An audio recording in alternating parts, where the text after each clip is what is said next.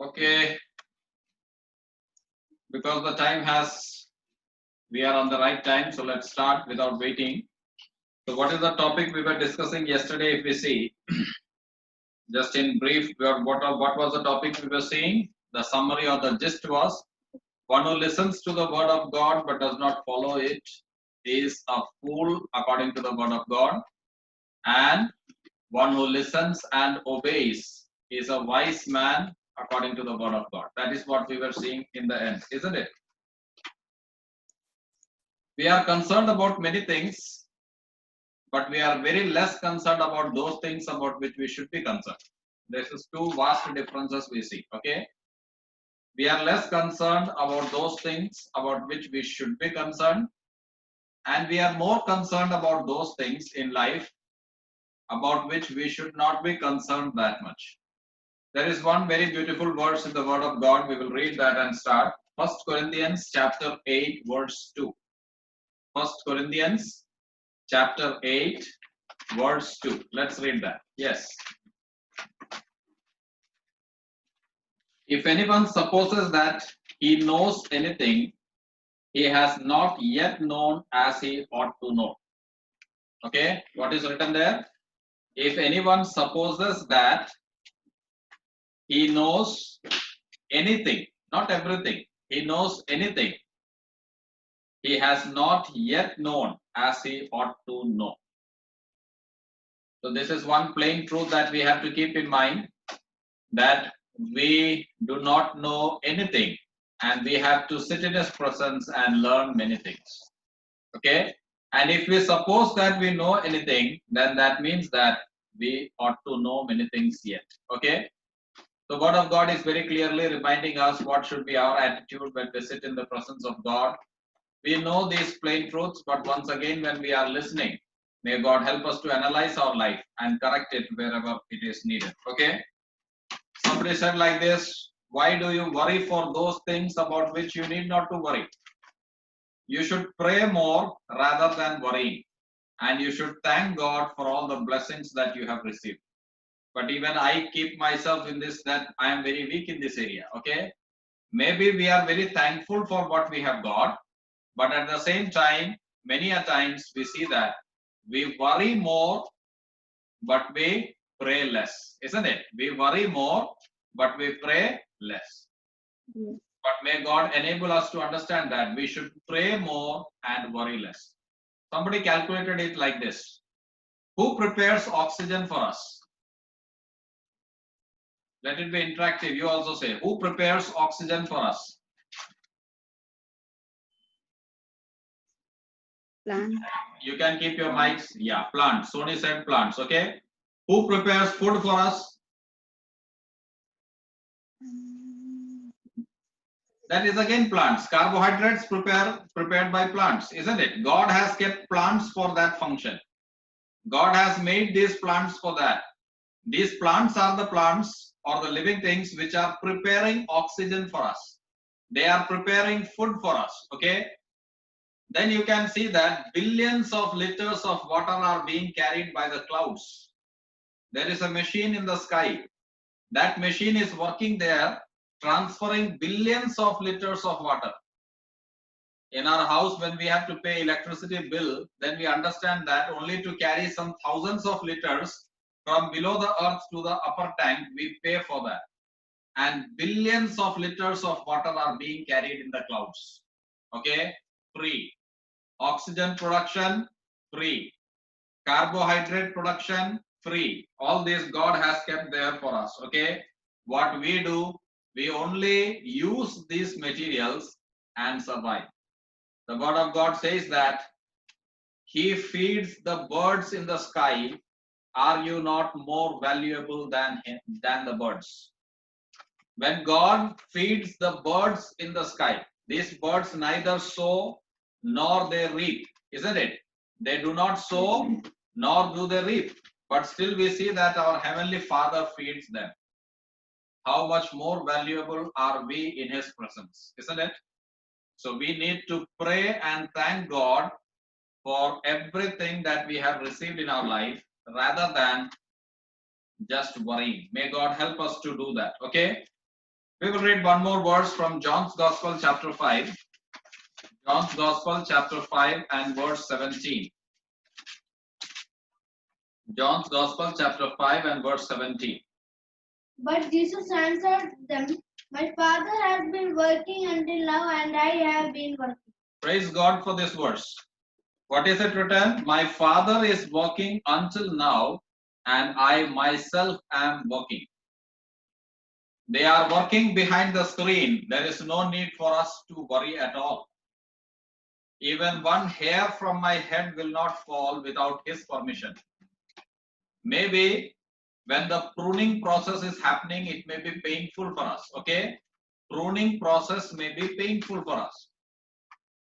Like if somebody takes the scissors and cuts the branches of the trees, then we know that that will be painful.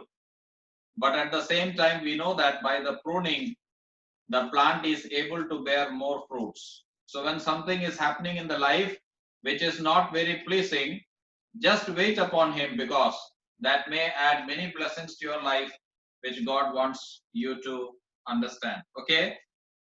So let us keep this in mind. Our God is able to sustain us. Our God is a wonder working God. He will give me the strength to win over my weaknesses. By myself, I cannot. There may be some weakness in my life which I am not able to win over. He will help me in that. Only thing is, we need to sit in His presence. We need to get strength from Him. And then our life will be a pleasing aroma in His presence. Okay? So many big processes are happening around us in which we are not even involved. The plants are doing, the clouds are doing, the creation is doing. We are only enjoying. We are only taking the oxygen prepared by them. We are only taking the food prepared by them. Let us be thankful for all these blessings. And for all our needs, let us go down to Him on our knees in prayer. Okay? May God help us to understand this. Okay? Someone has said like this, we should not read Bible. The Bible should read us. I have said this earlier also. We should not read Bible, but we should allow Bible to read us. How is that possible? When we sit in His presence, the Bible will show us all the mistakes that is happening in our life. Okay? We will be able to see the faults in our life. Okay? We need not to explain Bible in the way that we want. The Bible should explain our life in the way God wants. May God help us to understand that. Okay? There are 4 things about this Word of God which you have to understand, which we can't say about any other book in this world. What is that? The Bible is an inspired book. Okay? The Bible is an inspired book. In short, I will tell you how important this parameter is. How many people wrote Bible? Total approximately how many people have come together to write Bible? 40. 40. 40. In how many years? 40 is correct. 1600 years, sir. Yes. 1600 years, sir. 1600 years. Very good. So it is written by around 40 writers. We can't say correct, but under time period of 1600 years. Imagine the beauty of this book. I always pray regularly for the past 4 or 5 years, Lord, help me to know you more. That's the only thing I can do. Okay? 1600 years is the time period. Around 40 people have written it. But you see the comparison of all the books, you will find right from Genesis till Revelation, the story is pointing to one person, and that is Jesus Christ. Okay? Let us suppose after this Bible class, we all sit to write the notes of the Bible class. Okay? 7, 8, 10 people are here. If we all sit to write, maybe our writings will be very different. Abhishek will write something else, Eric will write something else, Stephen will write something else. We all will be different. Even though we are going to write about the same thing after listening to the same thing, still our writing will not be same. But think, some book was written today, another book was written 1600 years later, in a time period when there was no means of communication. Still, all the book is pointing towards Lord Jesus Christ. This book is inspired book. Because though different people in different locations at different times were writing it, Holy Spirit was inspiring them to write. Okay, we have to understand that these same people have written different books also, but they are not the inspired books according to the word of God. Okay, that is their personal writing. But whatever has been included in the book, in the Bible, is inspired. Bible is inspired. Second point, we can say Bible is inerrant. Inerrant. Inerrant means there is no error in the word of God. Okay. Due to translation difference, maybe when the translators have translated it, they might have made some mistakes. That is another point. But Bible in itself is inerrant. There is no error in the word of God. Third thing is it is infallible. Infallible means it's nothing written in this is going to go wrong. Every point that we see in the word of God is correct and 100% correct. Okay. This is infallible. Nothing is going to change. So if it is written that sin is sin, it should be sin is sin for us.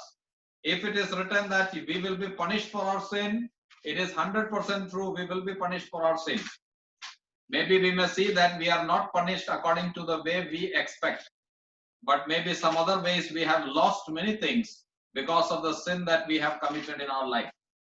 Okay, when somebody dies because of cancer or anything, we can't say that it is because of their sin. But one thing we can surely ask, is it because of their sin? That can be possible. So we have to be very cautious when we are dealing with matters like sin. It is infallible. Fourth point, we can say Bible is eternal. It is eternal. This is word of God. This is never going to end. There were so many emperors in the history who tried to finish off this book. They did everything they could do to see that Bible's not even a single copy is left. But what do we see? The Bible is today the most sold, most translated, most read book in the world. No other book is even near about this book. That much it has been read, it has been translated, and it has been distributed all over the world. Maybe you go to a hotel, you can find there. When you go on a train, maybe you can see there. Somebody is reading it. That means this book is extensively distributed. Bible is inspired. Bible is inerrant. Bible is infallible, and Bible is eternal. This is the book that is in our hand. The only problem is how much do we use it? How much do we spend time in the presence? When I'm preaching, I have to remind myself. And when you are listening, you have to remind yourself. How much time do we spend in the presence of this book? Very important. Okay, may God help us to understand that. Okay. Now I'm bringing before you a comparison of two different words, wisdom and knowledge. First, I will give you chance to say, because of internet connection, I am not interacting much. Otherwise, I would have kept this very interactive. Anybody of you can say, what is the difference between knowledge and wisdom? You find both these words in the word of God. You have heard these words. So tell me, what is the difference between knowledge and wisdom? Don't search on internet. Whatever you know by yourself, you tell from that. Can I say? Yeah. Yes, Stephen. Knowledge means we know many things. Means knowledge means we know about certain things. We know how that happens. We know how it occurs. But Okay. wisdom means how we use that knowledge in our daily life, or means how we wisely use that decisions. Mean how this knowledge are used in our lives. Very good. Very good. That is 100% correct. Knowledge is the information that we are gathering. Okay. And the way we use this knowledge, that is called wisdom. Do you remember any person in the Bible who prayed for wisdom and he got it? Yes, Solomon. Solomon. He became the wisest man on this earth. But later we know that wisdom was used for worldly pleasures. And at last we see the same person who was so beautiful, so rich, lost his life because of the evil things into which he got himself entangled. Okay? Knowledge is the information we are getting. Our sense organs are giving us many information. Okay? Like for example, this is a small child. When I see him, I feel that okay, his shirt is this color. That is an information. After seeing that information, the way I use that information, that is called wisdom. Okay? Okay, second question. Is this wisdom from God, or can this wisdom be without God also? Knowledge we can get from the world, we understood that, okay? But wisdom is from God, or wisdom can be without God also? From God. From God, okay. Anybody else, any other answer? Hans is saying without God also, because I have already taken class for them. Okay. We have to understand that wisdom can be demonic also. Word of God tells us that. I will give you a portion for that. Remember these things. Wisdom can be earthly also, demonic also. That means earthly, demonic, same category. And it can be heavenly also. That means the way we are using information, that information usage can be according to Satan's desire, can be according to God's desire. We will make a collection of few words after seeing, or just note down the passage. We will not read it full. From that passage, I will give you a few words. Some words which are related to earthly wisdom, and some words which are related to heavenly wisdom. Okay. So on your notebook, you can make two columns. In one side, you can write earthly wisdom, and in the second side, you can write heavenly wisdom. Okay. The portion that we are going to discuss is, you can read it at home later. Next 4 days, we don't have meeting. We will be gathering on Monday. So you have enough time. Portion is James chapter 3, verses 14 to 4 verse 5. James chapter 3. Yes. This is for earthly wisdom or heavenly wisdom? Yes. James chapter 3, verses 14 to chapter 4 verse 5. In this topic, we will find all the words that we are going to note now. Okay, that is earthly wisdom and heavenly wisdom. Okay. So in earthly wisdom, you will find a word bitter envy. Note down, number 1, bitter envy. Okay, B-I-T-T-E-R. Once again, James. Yes, say again, Abhishek, I could not hear. Bitter. James, James. Oh, James chapter 3. James chapter 3, verses 14 to chapter 4, verses 5. I will try to note it down in the chat box so you can see it there also. Okay. James chapter 3. Okay. Verses 14 to chapter 4, verses 5. Okay.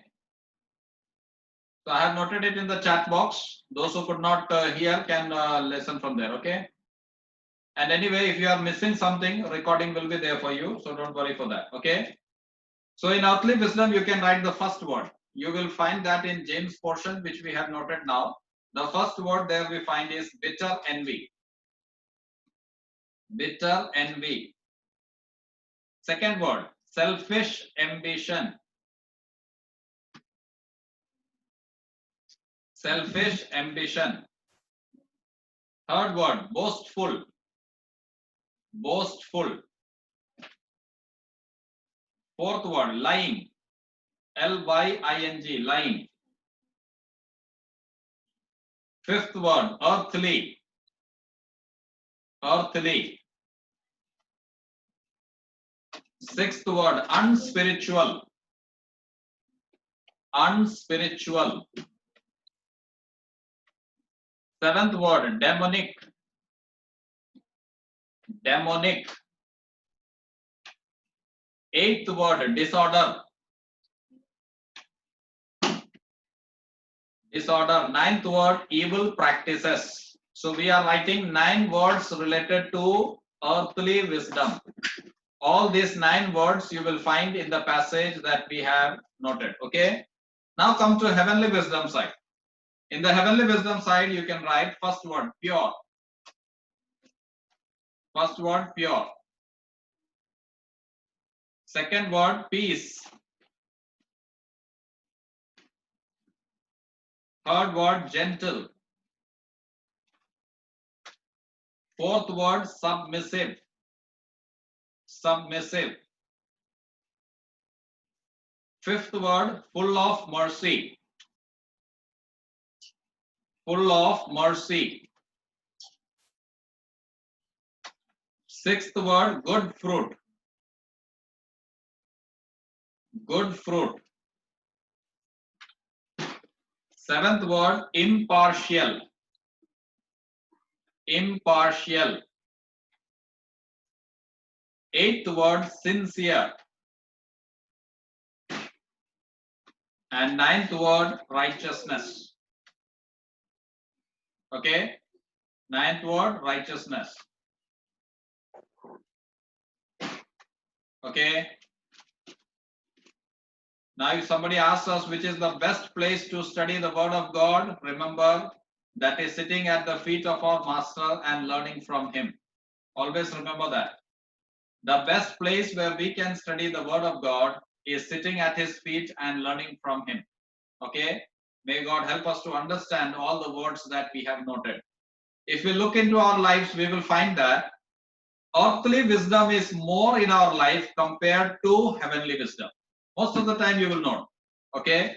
Bitter envy, is it there or not? Selfish ambition, is it there or not? Are we boastful or not? Do we lie or not? Most of the parameters we will see that the earthly wisdom is there in our life. May God help us to compare how many of the heavenly wisdom do we have in our life. Okay. How many of the words related to heavenly wisdom we have in our life. Okay. So that definition for knowledge and wisdom you can note it so that you may be, or just the wisdom word you can note it so that you may remember it. You can write down, wisdom is the ability to use knowledge. Wisdom is the ability to use knowledge. Okay.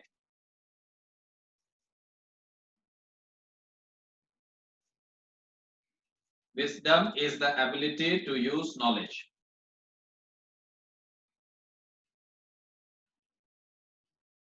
Now one question comes, why does this knowledge always become earthly wisdom in our life?